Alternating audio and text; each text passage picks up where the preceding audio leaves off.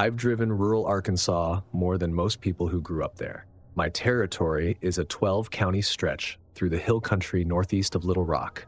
Ag supply accounts, farm equipment dealers, a handful of co-ops scattered off county roads with names that don't show up on GPS. On a heavy week, I put 600 miles on the company truck. I know those roads the way you know a drive you've made so many times it stops being scenery and becomes distance to manage. You track things automatically, which towns have speed traps, where the elevation changes make your radio cut out, where the gas stations are, because on 100 miles of county highway at night, there are maybe 4, and you learn them fast, or you learn to check your gauge before you leave the last town. The station on Highway 9, about 30 miles north of Batesville, was just part of the route. I'd been stopping there for 2 years. One pump, cinder block building the color of old bone. A hand-painted sign above the door that said Snacks Gas Lottery in faded blue letters.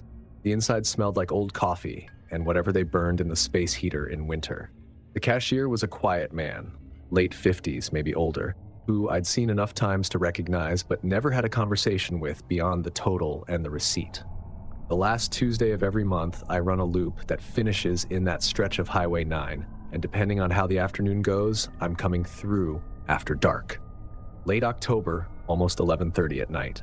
The roads were dry, no traffic. I needed gas and I needed a bathroom, and I pulled in the way I'd pulled in a dozen times before. Engine low, gravel under the tires. That's when I noticed the camera. Most stations that size have one camera at the register, maybe one on the pump. This place had a single camera mounted on the far corner of the building, and it was not aimed at the pumps. It was not aimed at the parking area. It was pointed at the road, specifically at the 2-lane section of Highway 9 that ran north, the direction I'd come from. I registered it and filed it under bad installation job and went inside. The cashier looked up when I came through the door. Not a greeting, just the look. Then he asked me which direction I'd come from. Not where I was headed, which direction I'd come from. I told him, south to north down Highway 9 out of Mountain View. He nodded, a single, deliberate nod, and said, "You pass anybody parked on the shoulder, maybe 5 miles back, north end of the county stretch. Could have their hazards on, could not." I thought about it. I hadn't. I told him that. He did something with his mouth that wasn't quite a response and started ringing up my water and gas. I asked for the restroom key, and he pointed toward the back without looking up. The bathroom was in a short hallway behind the cooler section, stacked cases of motor oil on both sides, single bulb fixture overhead. Standard setup. I was washing my hands when I heard tires on the gravel outside. Heavy vehicle. Diesel engine with a low, wet idle. Then the cashier's voice changed. It's difficult to explain if you haven't heard someone shift registers under pressure. He'd been minimal the entire time I was in the store. Flat, distracted, the kind of person whose default is to use the fewest words available. What I heard through the thin drywall was a different kind of voice. Still quiet. Quieter, actually. But in the way you go quiet when you're being very careful about what you say and how you say it. I couldn't make out his side of it clearly. The other man's voice was lower, harder to read.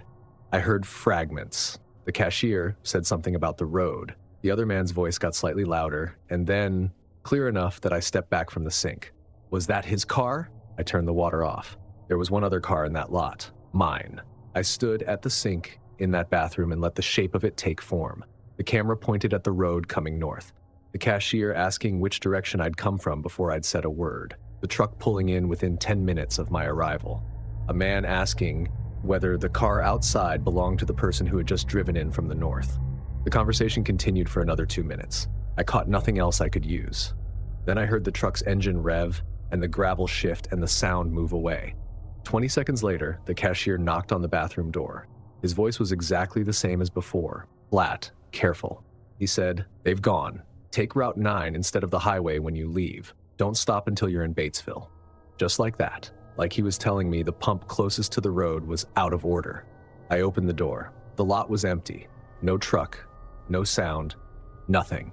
The cashier was back behind the register, not looking at me. I noticed for the first time that mounted below the cigarette display was a small monitor, maybe 8 inches across, showing a feed from outside, from the road camera, the one pointed at Highway 9 going north. I asked him what was going on. He didn't look away from the monitor. "Route 9, he said. "Don't stop. I drove Route 9. It adds 20 minutes to the drive, and it winds through the back of the hill country with no lights and no towns. But I drove it, and I didn't stop, and I didn't check my rear view more than I had to. When I hit the Batesville city limits, I pulled into a truck stop off the interstate with a lit-up canopy and 4 vehicles in the lot, and a teenager behind the counter watching something on his phone, and I sat in the parking lot for close to 15 minutes before I went inside to pay for my gas. I didn't tell anyone about that night. The explanation I built for myself was this. A regular customer had broken down somewhere on the highway, and the truck driver was someone from the area looking for them. And the cashier's version of a warning was just bad small-town communication. That explanation worked for about 2 weeks. My coworker covers my territory when I'm out. We were eating lunch, and he was half reading something on his phone, and he said, almost as an aside, "You see that thing on Highway 9? Body in a car north of Batesville." He turned his phone so I could read the headline. A vehicle had been found on the shoulder of Highway 9, pulled partially into the grass, approximately 5 miles north of the Fulton County line.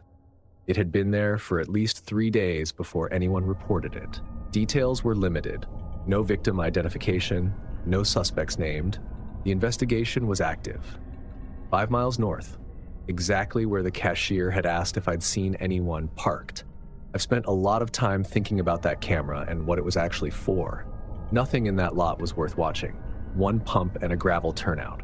But a camera pointed at the northbound approach with a monitor behind the register means someone had been running that system long enough to know that watching the road was more useful than watching the lot. That takes time to set up. That takes a reason. What I can't work out is which side of it the cashier was on. He told me to take Route 9. He told me not to stop. That reads like help. But I don't know what he said to the man in the truck before he knocked on the bathroom door. I don't know what their arrangement was. I don't know what it cost him, if anything, to send me the long way home that night. What I know is there was a body in a car on that highway, parked there for 3 days, and someone at a gas station 30 miles away knew enough to ask about it before the police did. I still drive that territory. I still run the same loop on the last Tuesday of every month. I just don't take Highway 9 after dark anymore. I add the time, and I take the long way, and I don't think about it too carefully. I've thought about going back to that station during the day to talk to the cashier, ask him what was actually happening that night and what he knew about the car on the shoulder and why a 1-pump gas station in Fulton County needs a road camera pointed at the highway. I haven't been back, and the longer I wait, the less I think I'm going to.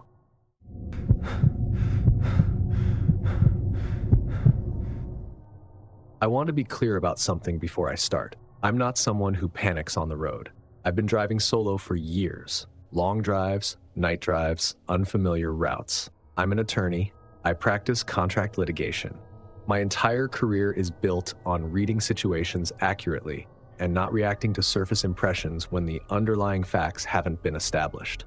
I'm telling you that because what I'm about to describe could very easily sound like overreaction from someone who spooked themselves on a dark highway. I want you to understand why it wasn't that. I was driving I-40 west from Amarillo toward Albuquerque on a night in late September. Solo drive. I'd done the same route twice before for depositions in Albuquerque, and I'd driven it once during the day and once at night. I knew the stretch. The part between the Texas state line and the New Mexico border is about 200 miles of flat, dark highway with exits every 30 to 40 miles and almost nothing at most of them. No lighting, no cell signal in patches. If something goes wrong out there, you're aware of your options before they become relevant. The blowout happened about 40 miles east of the New Mexico line, just past a rest area I'd already passed. I felt the rear tire go that distinct pull and shudder, and I got the car onto the shoulder safely. Checked the surroundings, dark in every direction. Faint light from the last exit behind me, too far to walk. I had a spare in the trunk, and I know how to use it, but the shoulder was too narrow to work safely, and I wasn't comfortable with the traffic coming past at speed. I called AAA at 11:47. The representative told me the estimated wait was 90 minutes. I settled in, turned on my hazard lights, stayed in the car with the doors locked, because that's the protocol. You don't stand outside your vehicle on an interstate shoulder at night if you have any choice. 12 minutes later, a tow truck pulled up behind me. I clocked the time because I'd been watching my phone. 11:47 to 11:59. 12 minutes. The driver got out and came to my window. He was maybe 40, work jacket, no uniform. His truck was a standard flatbed, white. When he said my name, my first name, not just ma'am, I asked him how he had it. He said AAA sends the customer name with the dispatch. That's true. AAA does that. I know because I'd been dispatched before and the driver had used my name then too. So I accepted it and got out to talk to him. The first thing I noticed was the truck's door. No company name. Most roadside assistance vehicles have a full door wrap. Company name, license number, phone number, DOT number. This truck had a magnetic sign attached below the window that said Roadside Assist in black letters on a white background. The sign was slightly crooked, the kind of crooked that happens when you put something on in a hurry in the dark. He told me the tire was too far gone to change on the shoulder and he'd need to tow me to a shop. I told him I had a full-size spare in the trunk. He crouched down to look at the blown tire and said the rim was damaged and the spare wouldn't seat properly. He said the shop was just off the next exit, 20 minutes. I said I wanted to see the rim myself. He pointed a flashlight at it. I crouched down. The rim looked fine to me. Scuffed from the blowout, nothing bent, nothing cracked. I told him it looked fine. He said damage like that isn't always visible to the untrained eye. I've seen enough expert witness testimony to know what someone sounds like when they're manufacturing uncertainty. I stepped back toward my car and took out my phone. Called AAA back. The representative checked my account and told me their truck had not yet been dispatched. The driver assigned to my call was still 40 minutes out. I looked at the tow truck driver. He was watching me. Not impatiently, not nervously, just watching. I told him that AAA said they hadn't dispatched anyone yet. He held the look for a moment. His expression didn't shift. He said, "Yeah, I know." That's what he said. Not a denial, not an explanation, just, "Yeah, I know." I got back in my car. I hit the door locks and I leaned on the horn. Not panicked, sustained and deliberate, the kind of noise that carries. He didn't come toward the car. He stood next to his truck, hands at his sides, watching my windshield. I kept the horn going and I had my phone out with 911 already typed, and I watched him through the glass. He stood there for 3 minutes and 52 seconds. I know because I was counting. Then he got back in his truck and drove away, not toward the next exit, back the way he'd come, east. AAA's truck arrived 34 minutes later. Real truck, full door wrap, 2 drivers. I told them what had happened, and the driver on the left said, "Third time in 2 months on this stretch." He said it like he was tired of saying it. A tow truck showing up on this section of I-40 before the legitimate service, offering to take the stranded driver, usually female, always solo, to a shop at an exit just ahead. No one had followed it because it never committed a violation they could act on. It pulled over. It offered help. It left when the driver declined. The police told me the same thing when I filed the report the next morning. Third confirmed incident in 8 weeks. The exit it referenced, they said, the one where the shop supposedly was, had a fuel station and a fast food restaurant. No auto shop, no garage, no mechanic, nothing. No one has found out where the truck goes when it leaves with someone, because no one it's taken has reported back.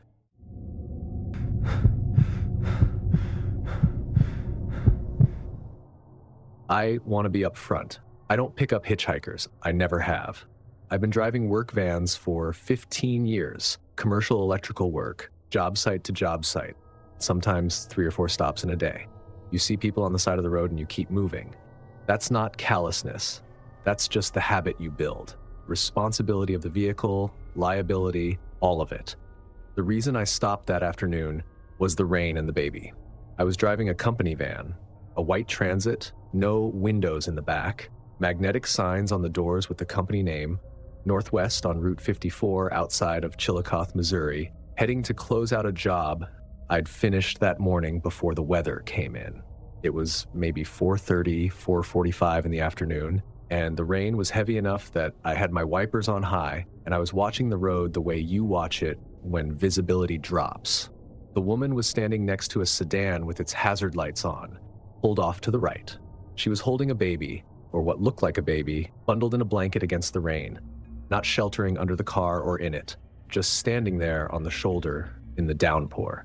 No umbrella, no jacket that I could see. I slowed down and stopped about 30 feet past her and put my own hazards on. She came up to the passenger window and I lowered it. The first thing she said wasn't, "Thank you," and it wasn't, "My car broke down." The first thing she said when she looked in through the window was my first name. Not sir, my name. I'd never seen this woman before. My name is not on the van. It's the company name on those magnetic signs, not my name. I'm not wearing a name tag. There is no way she knew my name. I asked her what she'd said. She said it again. My name. Said it like she was confirming something, not like she was surprised by it. Said it with a kind of flatness that I've spent a long time since then trying to describe. And the closest I can get is the way you'd say the name of something you've been looking at on a map before you arrive at it. I should have driven away, I know that, but it was raining and she was on the side of the road and she had what looked like an infant. And whatever my brain was trying to tell me about how wrong this was, the other thing was also true. I couldn't drive away from a woman and a baby in the rain on Route 54 because she said something strange. That's not who I am. She asked if I'd take her to the next town. I said yes, and she got in. The baby carrier went in her lap. It was one of those bucket-style infant seats with the handle over the top, a thick-knit blanket over the whole thing. She held it steady with both hands. She gave me directions. Straight on Route 54 for the first few miles. That was fine. Then she said to take a left on County Road F. That's where I started paying attention because County Road F runs south and the next town is northwest. I asked her to confirm the direction and she said yes, that road, that turn. County Road F becomes a gravel road within about 2 miles. Then it's a gravel track that gets narrower. I drove it for maybe 10 minutes before I said, I didn't think this was going to the next town. She said to keep going, said her house was just ahead. The baby had not made a single sound or movement the entire drive. 11 or 12 minutes in the van, and the carrier hadn't shifted. The blanket over the top hadn't moved. No sound at all. Not sleeping sounds, not breathing sounds, nothing. I've been around enough kids in my life to know that infants make noise. They shift. They breathe loud enough that you can hear it in a quiet car. This carrier was completely still. I asked if the baby was okay. She didn't look down at the carrier. She said, fine. Not like she was reassuring me, like she was answering a question about the weather. We came to a house, single story, set back off the gravel road, maybe 50 feet, no lights on inside, no other vehicles in the gravel turnout out front. She said this was hers and to pull in. I stopped the van, but I did not pull in. She said she wanted me to come inside and wait until the rain let up. I said I needed to get back on the road. What happened then is what I've turned over the most in the years since. The expression she'd been wearing the whole drive, that kind of careful, slightly worried look you put on when you need someone's help, dropped. Not slowly. It went away the way you'd take off a hat. Underneath it was something else. Not threatening. Not panicked. Flat. The way her voice had been flat when she said my name. Like she'd been running a process and the process hadn't worked and now she was accounting for it. She said, "That's okay. We'll do this another way." She got out of the van. She went to the front door of the dark house and opened it. It wasn't locked. And she went inside and she left the door open behind her. She left the baby carrier on my passenger seat. I drove away. I want to say I made a calculated decision to leave, but it was faster than that. The door opened, she was out, and I had the van moving before I'd formed a complete thought about what to do. I got back to Route 54 and I drove north until I found a gas station with lights, and I pulled in. I sat in the parking lot for a while. Then I looked at the carrier. The blanket over the top was thick, wool or something close to it. I pulled it back. There was no baby. The carrier was weighted, heavy enough that I'd assumed there was a child in it for the entire drive. When I looked inside, I found 4 bags of sand packed into the seat, zip-tied together, the weight of a small infant, maybe 7, 8 pounds. On top of the sand, folded once, was a piece of paper, my home address, my actual home address, handwritten in pen. Not my work address, not the company, my house, where I live. I called the police from the gas station parking lot. I gave them the location of the house on the gravel road off County Road F. I gave them the description of the woman and the sedan on Route 54. I gave them the carrier and the piece of paper. I moved 4 months later, not because the police told me to, because every morning I drove out of that neighborhood, I thought about the flat expression when she said, "We'll do this another way." and I couldn't get comfortable with not knowing what the other way was. I still don't know how she had my name. I don't know if she had it before she flagged me down or if there's some part of this I'm not seeing. I don't know how she had my address or how long she'd had it. I don't know how many times she'd done this before or what happened the time someone got out of the van. The police didn't find her. They found the house. It was abandoned. Had been for years, according to the county records.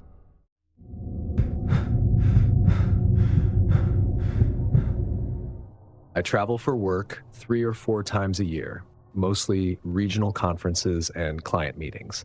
I've rented cars from the same Enterprise location at Phoenix Sky Harbor probably 8 or 9 times. It's a routine. You know what routine does to your attention. You stop looking closely because there's nothing to see. I picked up the car on a Tuesday morning in March. The transaction was completely normal. Maybe 4 minutes at the counter, keys and a form, out to the lot.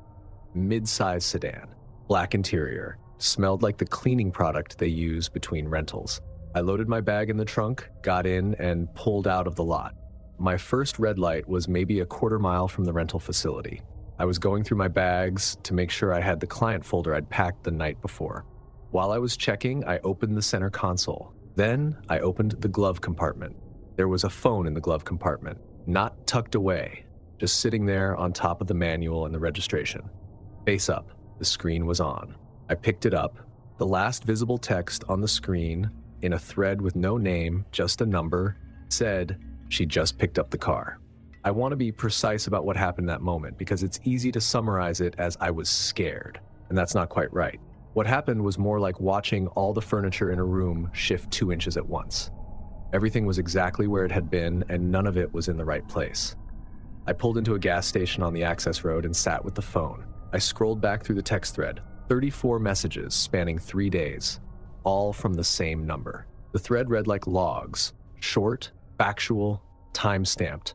Most of them were about the car, when it was due back, when it was cleaned, when it was ready for pickup. And between those, physical descriptions, 4 of them. 4 different women described in enough detail that whoever had written them had seen these women in person. Height estimate, hair color, what they were wearing, whether they were alone. One of the descriptions was close enough to me. Right height, dark hair, business clothes, solo. I stopped on it.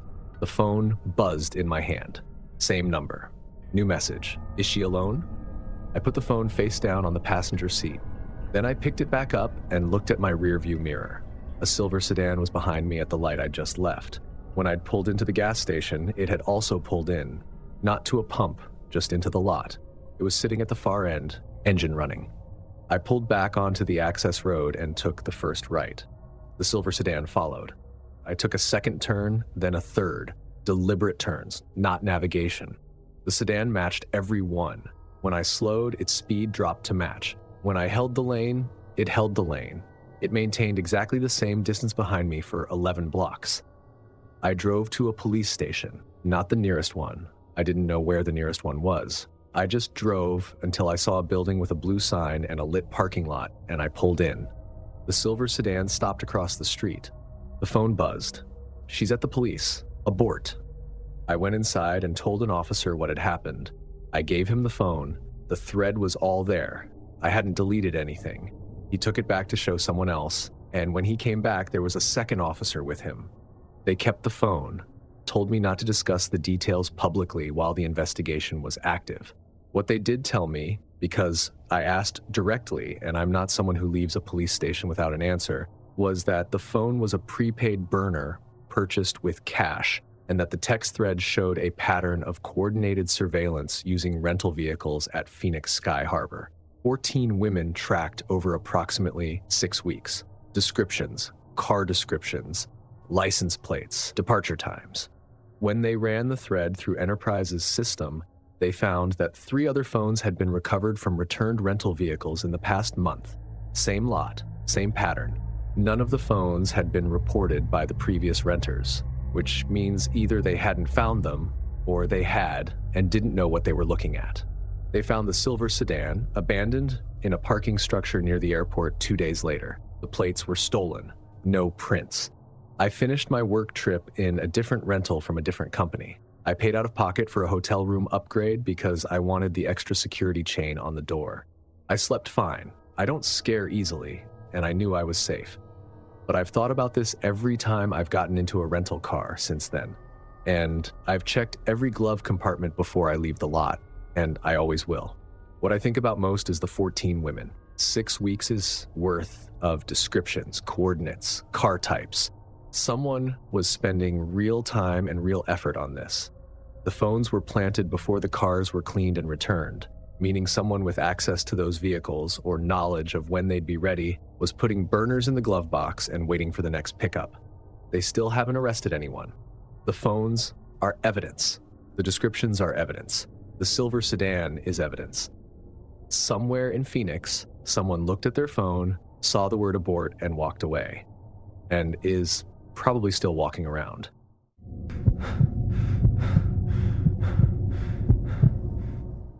In Montana, waving on back roads is just something you do.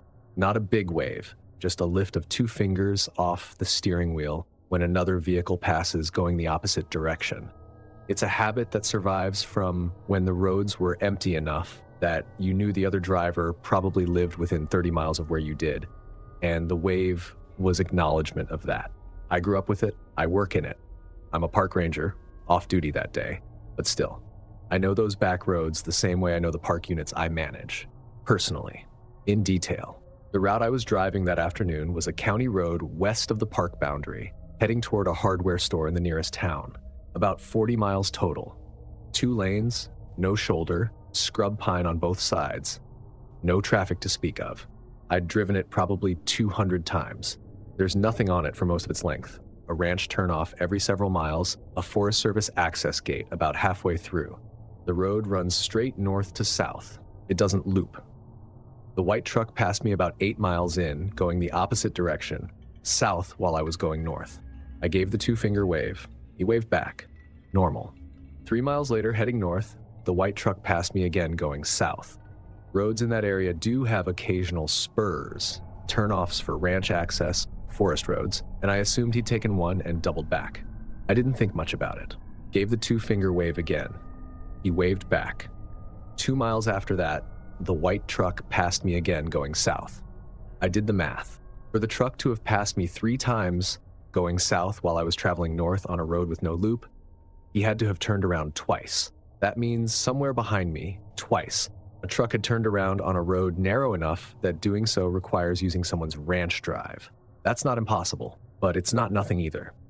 I was 3 miles from a scenic turnout I use sometimes when I'm checking fence lines, a flat gravel area overlooking a valley. I pulled in and stopped, looked at the view, gave myself 60 seconds to think. The white truck passed the turnout going north. He was behind me now, going my direction. He slowed when he passed, not much, maybe 5 miles an hour below the road speed, and I couldn't see the driver clearly.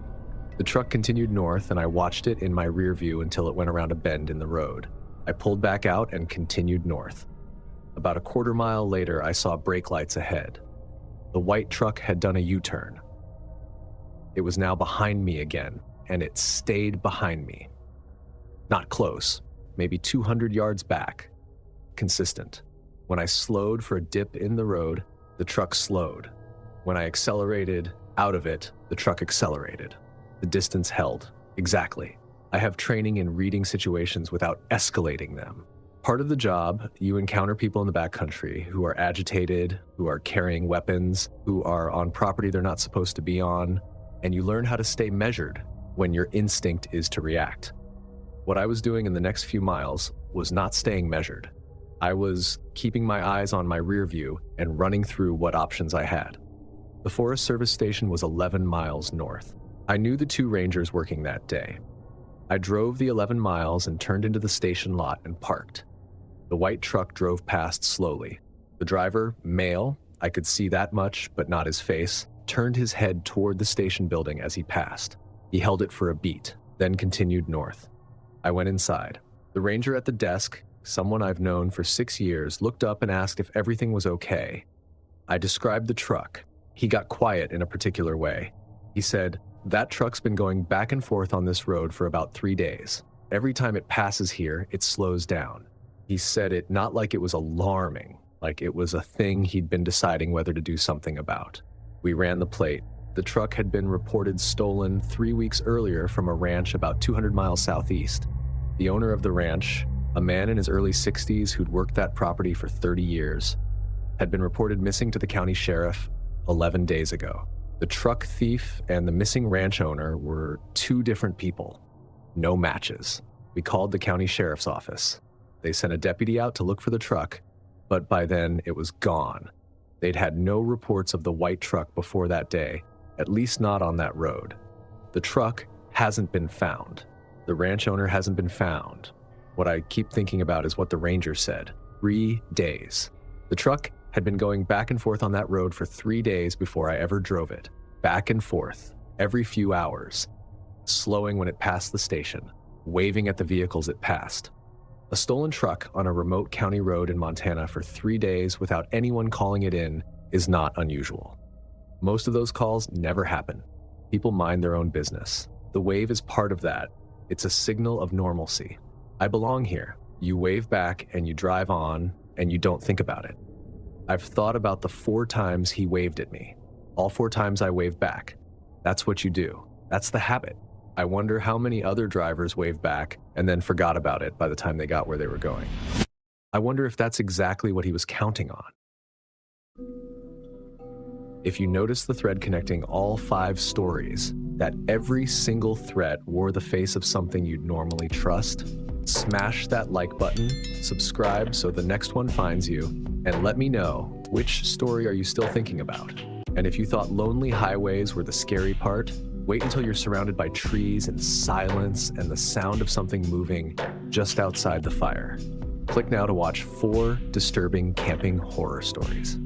Because the dark looks different when there's no road to drive away on. Thanks for watching. Stay alert, stay safe, and I'll see you in the next nightmare.